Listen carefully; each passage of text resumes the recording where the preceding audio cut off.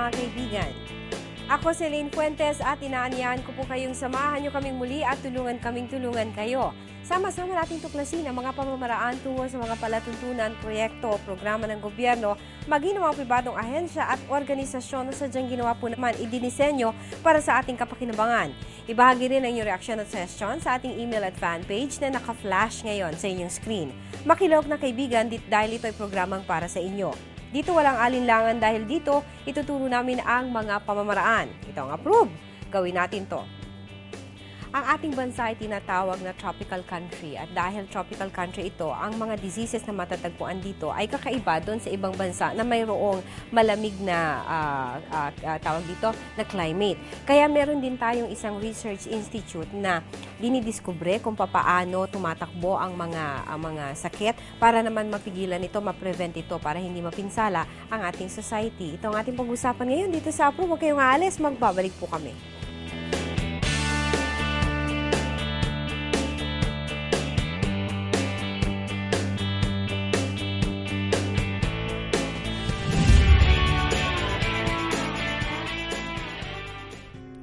Ayon sa kasaysayan, maraming mga karamdaman ang nauwi sa epidemya na siya namang nagresulta sa pagkamatay ng maraming mga naging biktima nito.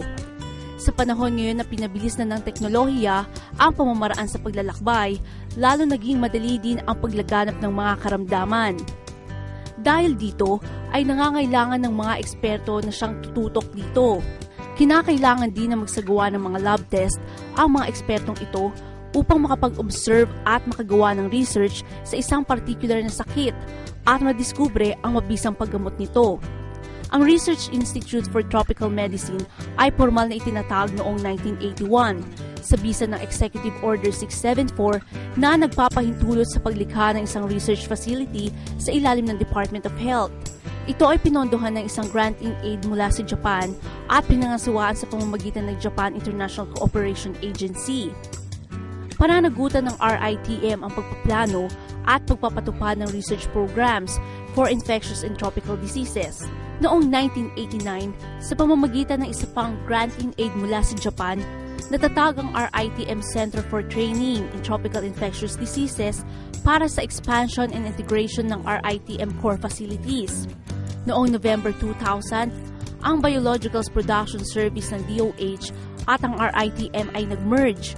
Ang merger ng RITM at DPS ay nagbigay ng more comprehensive and logical approach in the control of infectious and tropical diseases sa pamamagitan ng research and biologicals production. Layunin ng RITM na maprotektahan ang bansa mula sa infectious and tropical diseases sa pamamagitan ng high-quality multidisciplinary research and in the development and production of biologicals and vaccines. Kamakailan ay nagsagawa ng seminar ang RITM tungkol sa leprosy, na kilala bilang Hansen's disease o ketong, at ilan din sa kanilang mga research programs ay gaya ng dengue, malaria, HIV or AIDS, rabies, tuberculosis at iba pa. Ang kanilang facilities ay may iba't ibang departments na kung saan isinasagawa ang mga consultations, clinical lab test, x-ray, research at pati na rin ng mga rooms na nagkakaroon ng mga operations at healing process. Ako si Jennifer Lustica at approve sa amin ang organisasyong ito. Tropical na tropical ang ating weather ngayon, kaya yung ating kasama ay eksaktong-eksakto dahil ang kanilang specialization ay tungkol sa tropical medicine. Please help me in welcoming our guest for today, Dr. Beatriz Tiambao, ang Chief Clinical Research Division o ang Chief ng Clinical Research Division ng Research Institute for Tropical Medicine. Doktora, magandang hapon sa iyo. Good afternoon po. Okay. Tropical medicine. Bakit importante sa general practice, no? Medicine naman lahat yan. Bakit importanteng merong tropical medicine research?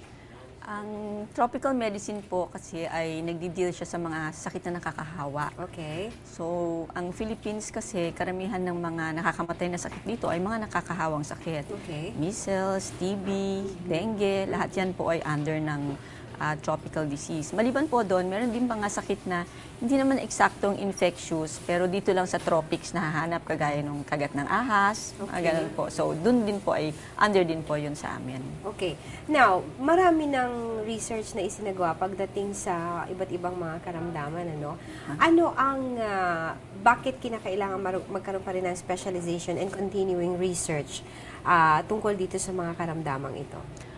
Well, as far as infectious disease are concerned, no, yung mga kasi mikrobyo ng infectious disease, nagbabago yun nag-i-evolve. Okay. May mga iba na dati madaling patayin ng mga antibiotic, ngayon hindi na pwede. So, kailangan aralin natin ano ngayon ang bago nating pwedeng ibigay. Okay. Plus, marami ding lumalabas na bagong sakit, kagaya nung SARS, wala yan dati. Right, so, kailangan aralin, H1N1, ganun. So, maraming lumalabas din na bagong sakit. So, hindi tayo pwedeng maghinto sa pag-aaral sa mga sakit na to. Yung hoof and mouth disease, kasama ba yun sa tropical? Yung hand, foot, and mouth, infectious disease din yun. Infectious disease din yan. Now, when we talk about diseases, bacterial and viral, okay, ang sakop ng RITM ay pareho. Lahat. Okay. Now, siguro i-differentiate lang natin, ano, kasi marami nagtatanong sa ating mga kababayan, ay, ano nga ba yon? May infection ka, bakit kinakailangang i-segregate yung viral sa bacterial? Could you tell me the difference between the two? Yung bacterial, magkakaibang mikrobyo kasi yun. Yung mga bacterial diseases, nagagamot siya ng antibiotics. Okay. On the other hand, yung viral diseases, wala yang antibiotics, no? So, kahit na bigay ka ng bigay ng antibiotics, kung viral ang sakit niya, hindi siya gagaling. Okay. Karamihan ng mga sakit na nakikita natin ngayon, actually viral kasi yung dengue, viral yan. No? Tapos yung H1N1, yung flu, lahat yan, mga viral. Viral diseases, supposedly self-limiting, yung gumagaling mag-isa, hindi mo nawawala siya, meron lang siyang life. Okay. Kailangan lang matapos yung course ng sakit. Okay. Yung bacterial diseases naman, usually, pag hindi mo binibigyan ng antibiotics, nag-worsen yung pasyente, tapos pwedeng mamatay, no? Depende sa severity. But for medical practitioners, kinakailangan nating bantayan yung viral infection kahit self-limiting o meron siyang life lang doon sa pagkaka-infect sa katawan because minsan pumapasok, opportunistic ang bacteria. Could you tell me more about that now? Kunyari, isang viral disease ay HIV or AIDS. So, yung sakit na yon pinapahina yung katawan ng pasyente. Right. So, pag Yung mahina, tinatawag nating resistensya. Oo. Okay. So, pag mahina na yung resistensya niya, lahat ng mga posibleng infection pwede nang pumasok. So, papasok na dyan yung mga bacterial, yung TB. Yung TB, pag may HIV ka, mas matindi, mas mahirap gamutin. So, yung pneumonia, ganun din. No? At hindi lang po sa viral at saka bacterial, meron tinatawag na fungal. Right. No, na pwede din pumasok pag mababa na yung isang resistensya. So, importante ang mga viral infections na parang medyo alerto tayo. No? Kahit na sinasabi natin na self-limiting lang sila. At binabantayan din ng RITM, iniiwasan na magkaroon ng epidemic. Totoo yun. Opo. Kasi, paano natin ito nagagawa, ma'am? For example, do we do monitoring? Halimbawa, yung dengue, no? Kasi may mga alert ang na ini-issue ang DOH. Tapos may mga safety measures na mitigating measures. Merong papel doon ng RITM? Ay, opo. Kasi nasa amin po yung tinatawag na National Reference Laboratories. Okay. So, itong laboratories po ito yung gumagawa ng surveillance. Okay. So, on a regular basis, meron pong mga nagpapadala ng mga samples, either dugo or kung ano man ang kailangan na samples doon sa laboratory namin. Tapos tinetest yun. Tapos doon po nalalaman kung saan parte ng Pilipinas ang merong kunyari yung H1N1, saan parte ang maraming dengue. Maliban doon, pag nagkakaroon ng outbreak, sa RITM din dinadala yung mga specimen yan. Kunyari may cholera outbreak sa San Pablo, idadala yan sa amin. May typhoid outbreak somewhere, papadala sa amin. At kami po ay nag-work sa together with the National Epidemiology Center ng Department of Health. Okay. Yun po yung talagang naghahanap ng nagmo-monitor ng mga sakit Yung na yan. on-field sila talaga. Okay. Now, in the United States kasi, sikat na sikat yung tinatawag na CDC, Center for Disease Control. Ito ba yung counterpart natin sa Pilipinas? Masasabi nating oo. So, kaya lang meron pa kami kasing dagdag na responsibilidad maliban doon sa pag-monitor ng mga sakit na ganyan. Tsaka kayo rin yung nagle-label sa mga virus. Tapos yung kapag nag-mutate na, kapag nag-evolve na, kayo din yun, ma'am? Hindi naman po kami nag-label. I mean, usually sa abroad naman nagagaling yung mga yan. Alright. Pero usually yung unang madidiscover sa Pilipinas, usually sa amin nanggagaling. Kasi kunyari merong outbreak ng bagong sakit sa labas. Right. Lahat ng mga suspected na Pilipino, kunyari bagong dating, galing sa abroad, sa amin talaga kaagad dinadala yan eh. Okay. So, dahil sa amin dinadala una, syempre kami unang nakakalaman kung ano yung sakit nila, kung pumasok na ba yung H1N1 sa Pilipinas, sa amin yung magagaling yung information na yan. Okay. So, yung quarantining natin, malaki din ang papel ng RITM dyan? Yung quarantine po, sa Bureau of Quarantine yun, ano po. Okay. Pero merong flow at may relationship kami sa kanila para pag meron silang suspect cases, dadala nila sa amin.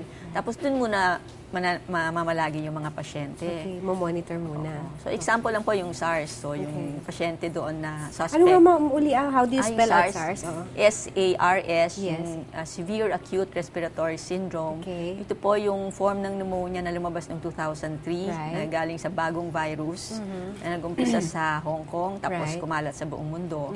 Nung nagkaroon po tayo dito sa Pilipinas, yung mga pasyente may SARS, doon po sa RITM pina-admit. Tapos, doon na sila pinarantine, hindi na sila pinauwi. Tapos, doon na tinetest kung ano yung kanilang magiging resulta. Right. Meron ding mga diseases na, for example, yung meningococcemia, na hindi naman siya kalat, pero pagka lumitaw siya, most often than not, merong fatality. Could you explain more about? Yung meningococcemia, totoo nga yun na hindi siya madalas magkaroon. No? Pero meron siya kasing potential na mag-spread sa mga katabing pasyente, kagaya ng nagka-outbreak sa Baguio. Po ba? Mabilis na kumalat yung meningo doon sa lugar. Ang problema po sa meningococcemia kasi it's highly fatal. No? Mga 50-60% na mamatay. Right. Tapos meron pa pong complication sa brain. So, yun din, dagdag din yun sa komplikasyon ng pasyente. Right, okay.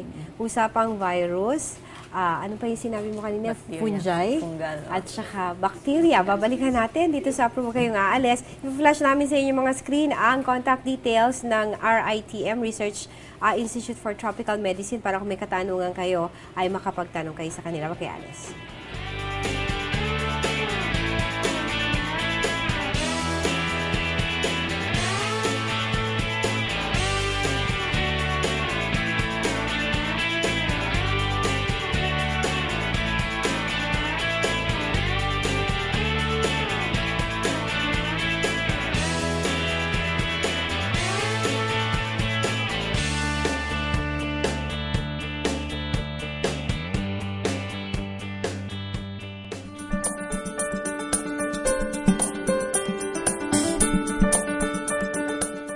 Una, ang National Telecommunications Commission ay lubos na nagpapasalamat sa Net25 at sa programang Approve sa pagbibigay ninyo ng pagkakataon sa amin para maibahagi sa ating mga mamamayan ang mga aktibidad ng NTC.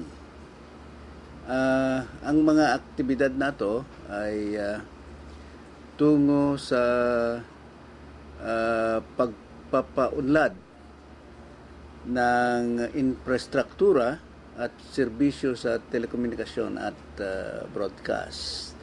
At upang maisiguro din na maprotektahan ang interes ng ating mga mamamayan na subscribers at mga service providers.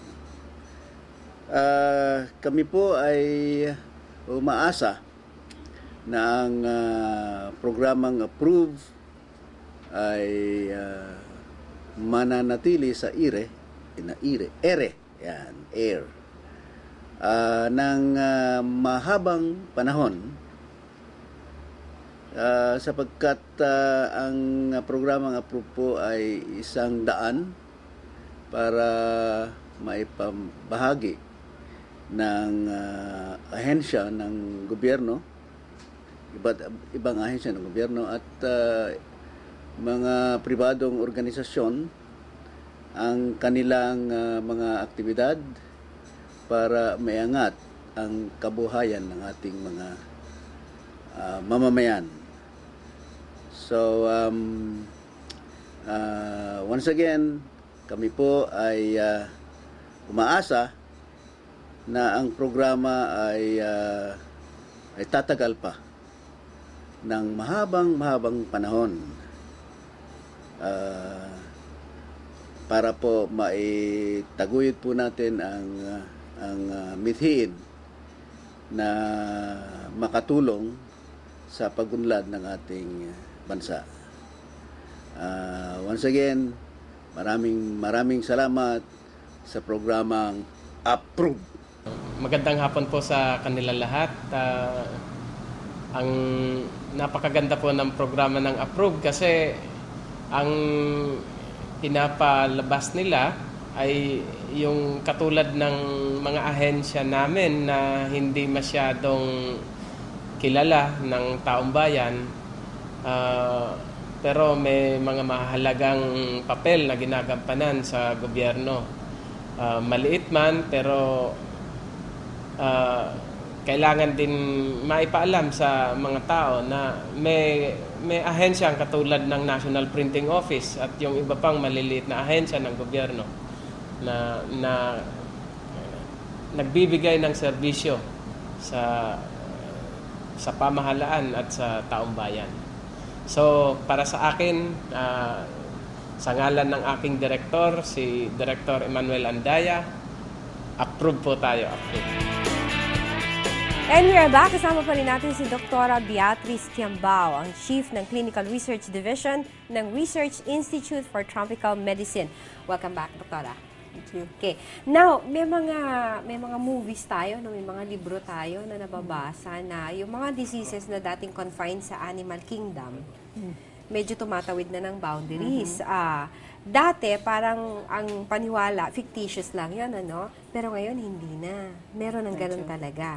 At meron na tayong nasaksihan ganyan dito sa ating bansa. Could you cite some, ma'am? Well, actually, yung kagaya ng H1N1, di ba? O yung bird flu. Right. O yung mga gagaling sa hayop, minsan sa chicken, minsan sa pigs, no? Tapos matatransport sa humans. Yun namang interface ng human tsaka animals, talaga namang very close yan eh. Right. Especially in ibang areas ng mundo, yung mga tao natutulog kasama yung kanilang mga pets, mga dogs, chickens, gano'n. So, pwede talagang magpalitan sila ng mga mikrobyo. Okay. Now, meron ding mga instances, ma'am, na yung mga livestock na may sakit sila, tapos pagka ingested by humans, may epekto sa humans. Yun ba, ma'am, sakop nyo pa rin? Kung parasitic, oo. Parasitic. Basta infectious sila. Okay. So, ibig sabihin ng parasitic, nakatira sila doon sa hayop, pagka in-ingest ng tao, titira na sila doon sa Parang yung tao. mga bulate, di ba may Right. mga bulate na nasa, kunyari sa meat ng ng mga pigs. So, pag ma-ingest mo, pwede ka magkaroon ng sakit Oo, na yun. nasa stomach mo na siya. Kasi parasitic nga. So, hindi rin maganda para sa ating kalusugan. Now, we mentioned earlier also yung mga instances na yung virus na na-identify na natin before, nag-iiba sila ng form to such an extent na nagiging resistant na sila doon sa antibiotic na hindi pala virus, bacteria, na dating pumapatay sa kanila. Meron din ba, ma'am, instance na minomonitor kayo na from being yung direct contact, ang infection, bigla nagiging airborne? Usually naman, ang infection defined kung paano siya mag-spread. So, Okay. kung direct contact, usually direct contact lang. Kung airborne, talagang airborne. Alright. Ang usually hindi mo lang alam yung mga bago. Hindi mo pa sigurado kung airborne ba siya o droplet ba siya. Right. Pero usually pag defined na yun, bihira ka namang makakuha ng yung papalit. Yung Okay, parang of course. rare occurrence yung ganon. Yung Right. papalit Okay. siya. Now, merong mga kababayan tayo ngayon na very interested dito sa inyong institute, ano? When do they go to you? Kailan sila dapat kumonsulta sa inyo instead of the DOH? The DOH kasi under yung epidemiologist, no po? Kailan sila pupunta sa inyo? Ang RITM po kasi ay merong maliit na ospital. Okay. So meron po kami actually outpatient services, may emergency room, merong ospital mismo kung saan sila pwede magpa-admit. So kung ang sakit po nila ay nakakahawa o infectious diseases, pwede po silang magkonsulta sa amin. Okay. So meron po kami outpatient para sa mga nakagat ng aso, kagat ng hayop. Marami po kaming pasyente niyan, mga 12 or 13,000 a year pupunta sa amin for that. Meron po kaming dermatology, mga sakit sa balat, tinitignan po namin yan. Meron po kaming outpatient para sa mga lahat ng nakakahawang sakit. So, dengue, TB, tapos mga sexually transmitted infections, HIV or AIDS. No, lahat po yan mga tinitignan namin. Okay. Now, binanggit niyo po yung kagat ng aso. Yung po bang rabies under your Opo. watch yun? Ang Opo. rabies, Opo. okay. Is it considered infectious? Opo. It's a it viral is. infection. So, hindi ka kinakailangang kagatin.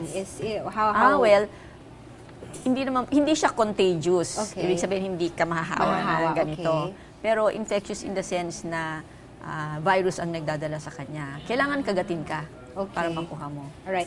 Ngayon, although pa-summer pa lang tayo at yung mga kababayan natin hindi na makapaghintay maging tag-ulan dahil sa sobrang init, pero yung leptospirosis, is it under your watch Opo, also? leptospirosis. Okay. Kasama rin. Why? Infectious din po yun kasi bacteria naman ang Okay. ang cause ng Okay, leptospirosis. sa mga daga. Okay. Yung snake bites. Yung snake bite, hindi siya strictly infectious kasi wala namang mikrobyo. Right. Venom Pero lang siya. tropical kasi siya dahil dito siya sa area ng Pilipinas. So sa amin din po yun.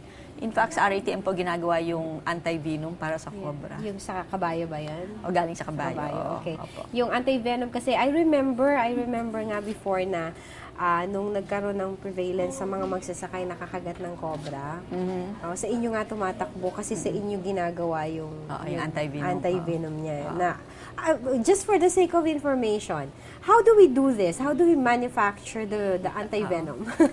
Ganito po, meron kaming mga kabayo. Okay. Tapos meron din kaming mga cobra. Dun Okay. sa, Ang ginagawa po ng mga tao namin, kumukuha ng cobra, pinapakagat sa isang baso na may rubber sa Right. taas. So pagkagat, yung kanyang venom, i-extract, Okay. makukuha doon sa baso. Kumbaga. Tapos pinupurify nila yan, gawing malinis, enough para i-inject sa kabayo. Okay. Tapos i-inject sa kabayo, tapos after a few days, kukuhanan ng dugo yung kabayo, tapos Isi-separate. i-process nila yan. Tapos yun na ibibigay sa ano. Why, of all the creatures, why the horse? Well, hindi naman po namin choice yun, ano? Okay. Pero marami naman kasing, una, malaki siya. So, yung volume ng blood na pwede mong i-harvest, Okay. madami. At saka siguro yung epekto din ng venom. Kasi kung bibigay mo sa baboy, baka biglang mamatay. Hindi mo na makuha, di ba? Yes, Pero yes. at least to, malaking hayop. Right. No? Tsaka hindi naman kasi para sa pagkain, Right. yung horse. So, pwede mong gamitin sa ano, Okay. So, hindi siya binibreed for food. food. Okay. Now, yung shelf life nung anti-venom natin, gaano katagal yung ginagawa natin ngayon? I think 2 or 3 years yung 2 or ano. 3 years. Refrigerated. Oo. Okay. So, yung mga, kahit across the Philippines, talagang sa inyo kumukuha. Oo. Kasi actually, dinidistribute namin yun. No? Sa mga government facilities, libre siya. Pero kung hindi, yung private, binibili nila. Okay. Other than the things that we already talk about, Doktora, ano pa yung mga services na inihahandog ng RITM for the whole Philippines?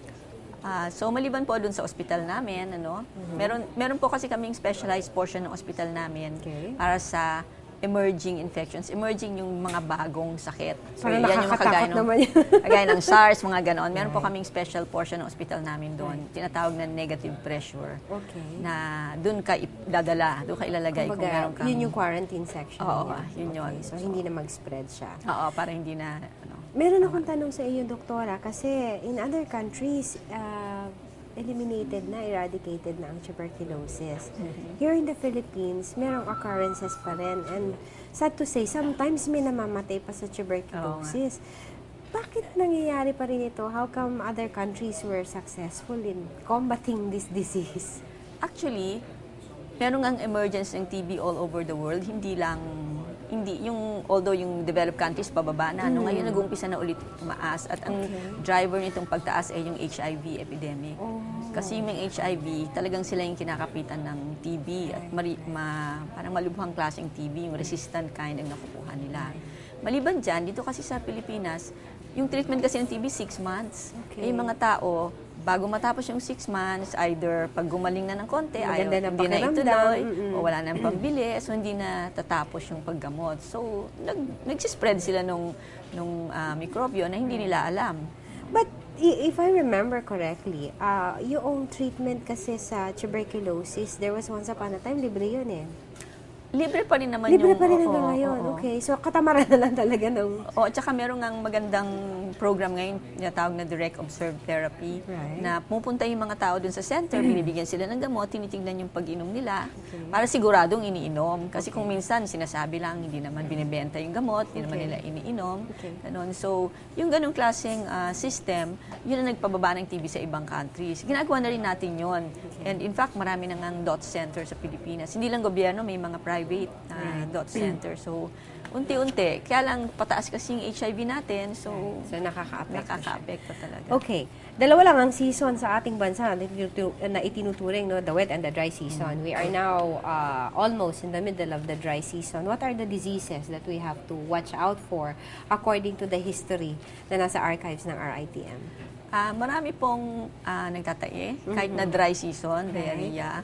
Tapos, yung mga kagat ng aso, yan ang madami ngayon. Pag March, April, May. Talaga? Oo. Kasi mga bata na sa street, Right. it's not because it's dry season, but because it's Walang summer pasok. vacation.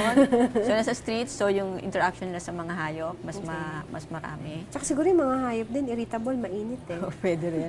Yeah. Marami pa rin pneumonia. Pneumonia. In I summer. mean, tuloy-tuloy naman yan Okay. eh. Of course, nagpipeak siya sa pagmalamig na, Right. pero hindi nawawala ang pneumonia. Kahit dengue, meron yan the whole year, kahit na nagpipeak pag rainy season, meron yan kahit mainit. Sulpot-sulpot. Oo. Okay. So, what are the parang words of wisdom ninyo para sa mga magulang regarding pagbabantay ng kalusugan ngayong summer? Well, Para hindi naman masyadong busy ang RITM. well, number one po siguro hygiene. Okay. Kasi importante na maghugas ng kamay, bago kumain, pagkagaling sa banyo, yung mga basic Right. hygienic measures. Pag inuubo, di magtakip ng bibig, no, para hindi makahawa sa ibang tao, tapos maghugas ng kamay. No. Tapos pangalawa, yung tamang pagkain, tamang diet. No, huwag naman masyadong inom ng soft drinks, ganun. Tapos general health measures, no, magpahinga ng maayos, no. Yan para hindi magkasakit. Once magkasakit, no. Kunyari magkaroon ng lagnat, ubo, sipon, di magpapatingin sa nearest health center. Hindi naman po kailangan sa RITM pumunta. Right. Lahat po ng health center, mga ospital, outpatient ng ospital, kaya naman pong gamutin lahat yan. Okay. Although, bukas din po kami, lalo na po doon sa area namin, doon sa bandang Alabang, no, Cavite, Laguna, yan po. mga Kinikater center. pa namin yan, mga Mga kaibigan, we'll be flashing once again sa inyong mga screens ang contact details ng RITM. But for now, ma'am, nasa inyo pong pagkakataon para i-address ang ating audience whatever message that RITM has to impart. Okay. Gusto po lang po namin sabihin, ang RITM po ay bukas ang aming serbisyo para sa lahat ng mga pasyente. Ito po ay isang government facility. So, bukas po 24 hours ang aming emergency room at meron po kaming outpatient department na bukas ng Monday to Friday. Pero ang mga sakit lang po ang tinitignan namin ay mga nakakahawang sakit, infectious diseases. No? Hindi po kami tumitingin ng mga buntis, Okay. ng mga kailangang operahan, ng mga inaatake sa puso. Hindi po namin yan inaalagaan mga pasyente. So, purely infectious disease lang. So, tayo po lahat, bantayan natin yung ating kalusugan para hindi na umabot dun sa point na kailangan tayo magpatingin sa ospital. Okay. Yan lang po. Prevention, no? At yan ang adhikain ng RITM. To prevent hanggat maaari at kung nandyan na ay mapigilan ang paglawak ng pag-spread ng disease. Maraming salamat sa iyo, Thank you Doktora. very much po. And we'll be guesting you again in your agency very soon. Kasi pagdating ng tag-ulan, iba naman yung pag-uusapan natin. Okay. Sige po. Maraming salamat sa iyo, Sige, Doktora. thank you rin po. Okay. Mga kaibigan natin po nakasama si Dr. Beatriz Quiambao, ang Chief ng Clinical Research Division ng Research Institute for Tropical Medicine. Magbabalik pa rin ang probe. Sandali po lamang.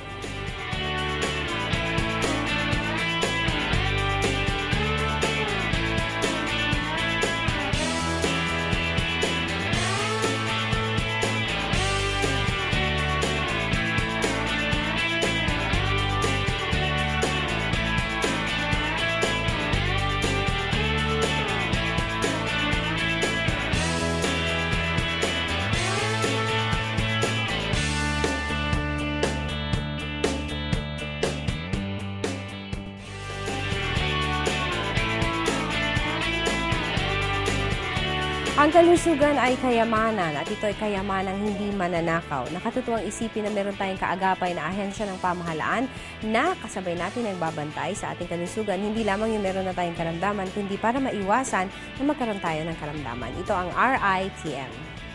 Approve na 30 minutes kasama kayo mga kaibigan. Tandaan, ito ay programang para sa inyo. Martes at Huwebes, yung alas 5:30 ng hapon, kami po ay inyong makakasama. At your service, ako si Elaine Fuentes at ito ang Approve. Gawin natin to.